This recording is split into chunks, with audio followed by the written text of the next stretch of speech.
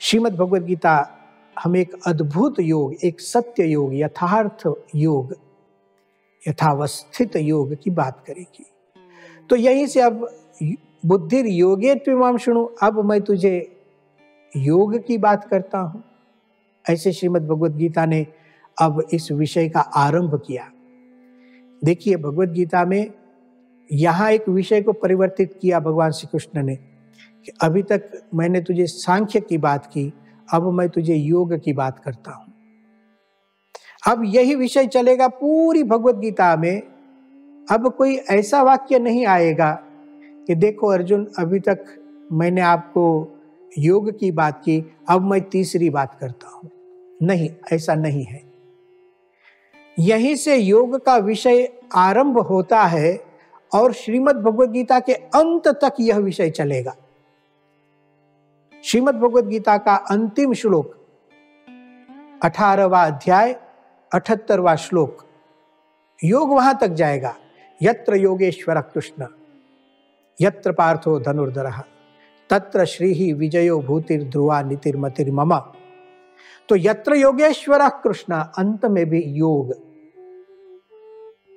एषा ते विहिता सांख्ये बुद्धिर योगे त्विमाम शृणु। दूसरे अध्याय के 39वें श्लोक से लेकर श्रीमद् भगवद गीता के अंतिम श्लोक तक योग की स्पष्टता होगी। संपूर्ण रीति से योग को समझाया जाएगा। अलग अलग रीति से हम योग को प्राप्त करते हैं, हम जुड़ते हैं भगवान के साथ। विभिन्न प्रकार के लोग इस दुनिया में रहते हैं, सबकी अभिरुचियां अलग होती है, अपना अपना ढंग होता है, अपने अपने तरीके होते हैं जुड़ने के तरीके। समझो कोई ज्ञान से जुड़ जाता है, उसे ज्ञान योग कहते हैं। विचार प्रधान जीवन होता है, विचार प्रधान, सोचते ज्यादा है, चिंतन ज्यादा करते हैं। कुछ लोग ऐसा है कि सोचते हैं लेकिन प्रीति ज्यादा करते हैं, स्नेह ज्यादा करते हैं, अनुराग, उसी को कहते हैं भक्ति योग, प्रेम करते हैं, प्रेम की अभिरुचि ज्यादा होती है। हाँ, ज्ञान भी होता है, प्रेम की अभिरुचि ज्यादा है, तो प्रेम से जुड़ते हैं।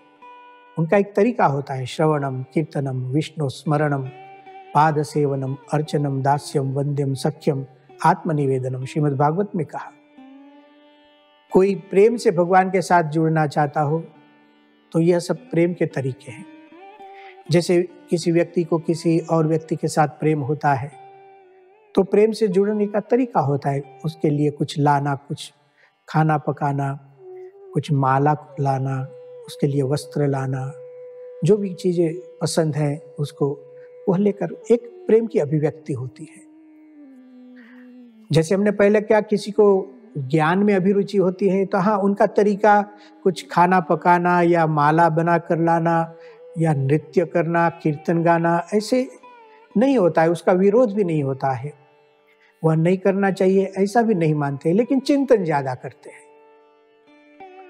ज्ञान प्राप्त करते हैं। सृष्टि कैसे हुई, भगवान ने सृष्टि का आरंभ कैसे किया, भगवान का स्वरूप कैसा है, भगवान किस तरह से अंतर्यामी स्वरूप से हर जगह व्याप्त है, उसमें गहनता से विचार करते हैं। इसी को ज्ञान योग कहते हैं।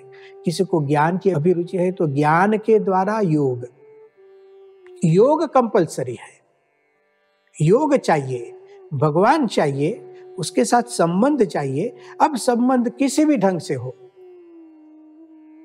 किसी को सेवा ज्यादा पसंद है, फिजिकल एक्टिविटीज करते हैं तो सेवा करते रहते हैं, भगवान की सेवा, भगवान के भक्तों की सेवा, मंदिर में सेवा करते हैं, सत्संग में सेवा करते हैं। तो यह सब तरीके होते हैं।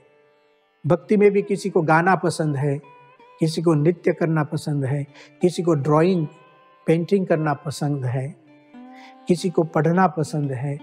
विभिन्न प्रकार के हमारे जितने भी समझो जीवन के पहलू हैं, हमारे जीवन के क्षेत्र हैं, और जहां भी हमारी अधिक अभिरुचि है, इन सभी अभिरुचियों को भगवान के साथ जोड़ना, यही योग,